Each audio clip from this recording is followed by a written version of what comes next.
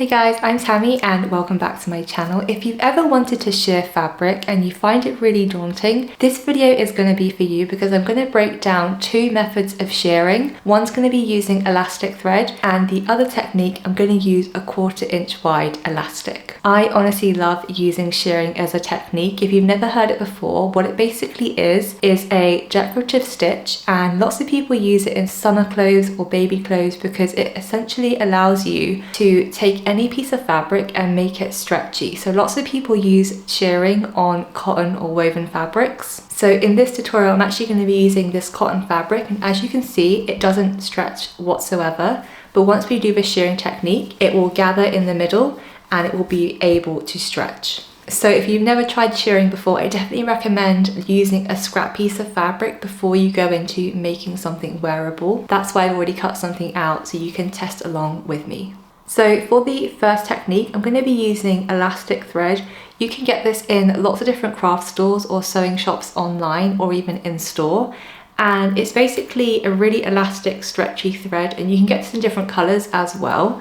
I'm just using a white one because the tester version is white and green. So when we're using elastic thread, we actually need to wind it on the bobbin of the machine, and we're literally just going to cut this level and then place it inside the bobbin and wind this by hand manually until we're happy with the amount that's on the bobbin.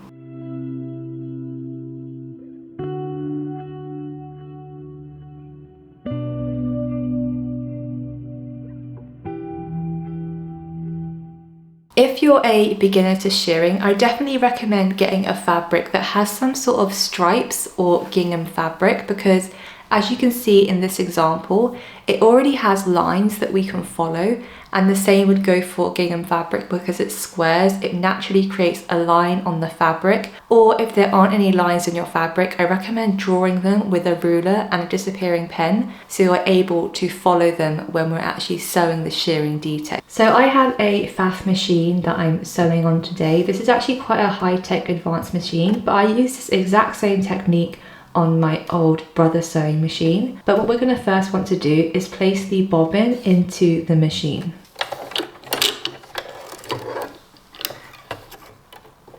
So you just need to wind your hand wheel down and it will bring the bobbin thread up. And as you can see, we now have the bobbin thread and the standard thread above the plate. On the needle top section of the machine, you want to make sure you have standard thread in this section. We don't want to use elastic thread up here. This is just your normal thread. It's only in the bobbin that we use the elastic thread. For the stitch length on this machine, it's automatic, so I get to adjust it however I want with the buttons. But all you want is a standard stitch length, and sometimes I actually prefer to increase the length of the stitch, so I can actually press this button to increase it. I might increase it to 3.5, and then you can also increase the tension on your machine to help it gather more. But I personally find with this setting on my machine, it works perfectly fine. One of the most common troubleshooting things I hear when people are shearing elastic is that it doesn't actually shear the fabric properly. And I believe the reason why that happens is because there's not enough tension on the bobbin. So in this machine, it doesn't actually show it, but normally on bobbin cases, if they're metal, there'll be a screw on the bobbin and you can actually tighten it to increase the tension. And then when you put that back into the machine, it will have higher tension and just be able to gather the fabric when you're using the elastic thread. So if you do have a normal sewing machine and it never works, this might be the issue. You just need to tighten the screw on the bobbin case. So as I mentioned earlier, I'm going to use this spare piece of fabric that I have, and because it already has lines, I'm going to follow the line of the stripe and show you how I sew my first line of shearing.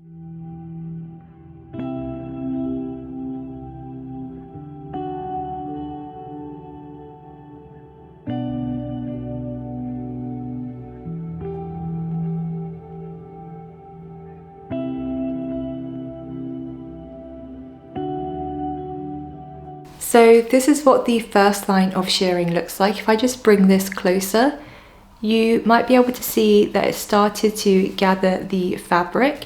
If you find that the first line hasn't really done anything, it might just take a few more rows to start seeing the effect take place, or it might also mean you need to increase your tension. But if I just go ahead and sew maybe 4 or 5 more lines just to show you how this will look, you'll be able to see the detail a lot clearer.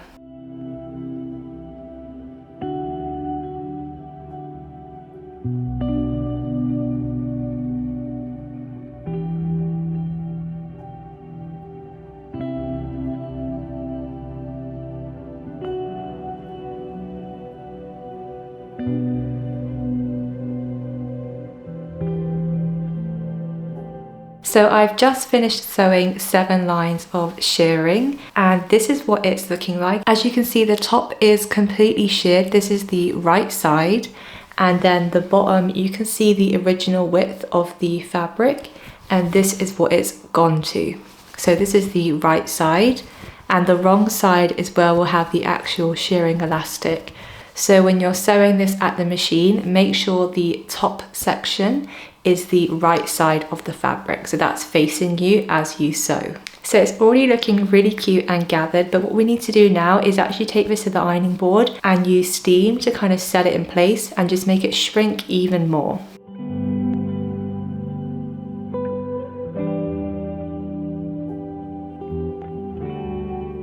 So this is how this technique turned out with the elastic shirring thread.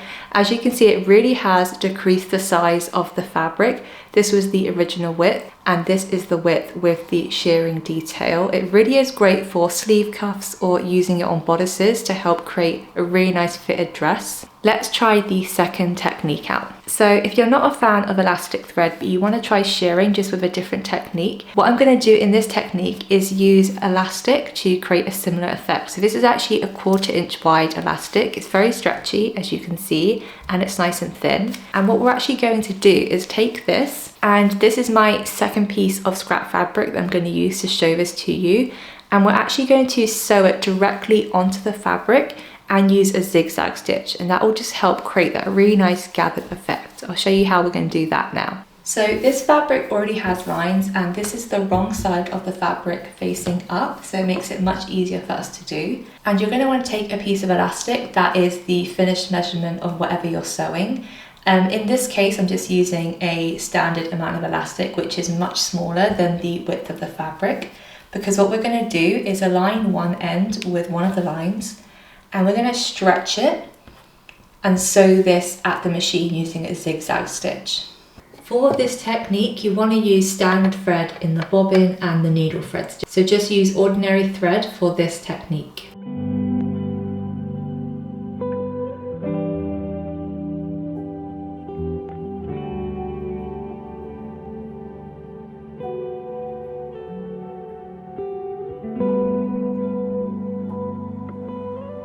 So I've just sewn the first line of elastic to the fabric, and this is what it looks like. As you can see, it has a really similar effect to the first technique that we did. This is what the first line looks like, and this is the back of the fabric. You are going to want to use a zigzag stitch to attach the elastic to the fabric. I'm going to sew maybe 5 or 6 lines of elastic to the rest of this fabric, and we'll see what it looks like.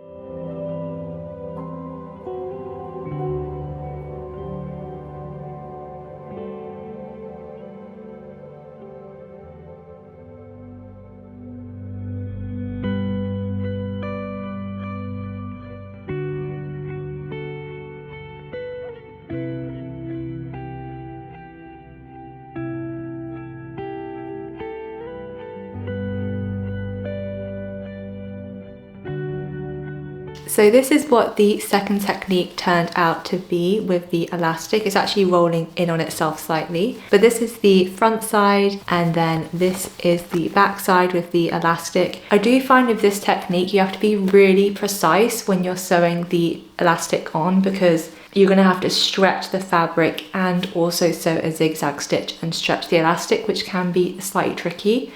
But if you get the hang of it and you're really neat with sewing elastic, then this technique is actually really useful, and it's a really good hack instead of using elastic thread. So in this hand I have the elastic, and in this hand I have the elastic thread. If I just show you a close-up of what they look like, This one with the elastic thread is definitely neater in my opinion, because I definitely found it harder to follow the lines when I was using the zigzag stitch. But they really do provide a really similar result, and if you really hate using elastic thread, this might be your best option. I hope you enjoyed watching my video today on how to sew shirring with two different methods. Obviously we tried the first one with the elastic thread, and then the second one with just elastic sewn directly onto fabric. Personally for me, the winner is always going to be using elastic thread. I just prefer the look it has, and I like when you iron it, it kind of shrinks in place. I always use this method whenever I'm sewing a sheer dress, and I personally prefer this way of doing it. So this is definitely my number one. I'd love to know which technique you prefer, and if you've ever even tried sewing elastic directly onto the fabric. It's definitely a different method, and it's always useful to try something new and see what you prefer. Thank you so much for watching my video. I'll see you in the next one.